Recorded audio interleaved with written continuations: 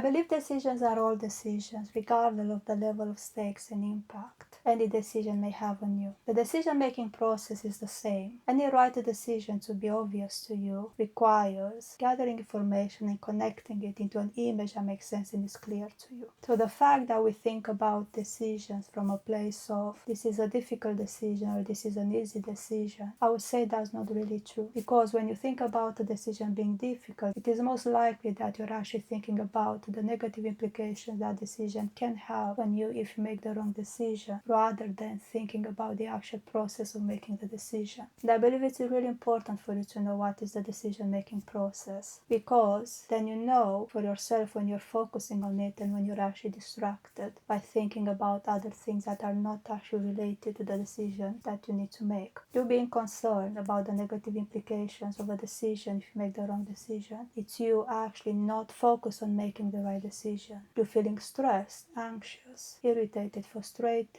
Again, all these reflect that you're not actually focused on the decision-making process. You're actually focused on something else. And all these thoughts and feelings that you may have that are not really related to the decision-making process are actually information that you could use as part of the decision-making process. Because think of it. Let's say you're concerned about the negative implications the decision may have if you make the wrong decision. Those negative implications are information that you can use to validate the decision you make and see for yourself if the decision you made is the right one based on if the decision leads to the negative implications or not. It is true when you think about the decision-making process, you may think about frameworks, you may think about pros and cons lists or any other tools available out there that help us make decisions. But all these frameworks and tools that allow us to make decisions, what they do actually is either helping us with gathering information or connecting it, because many times when we actually engage ourselves with this type of frameworks and tools that allow us to make decisions, they actually reveal information that we were not yet aware of, or connections or assumptions that again we were not yet aware of.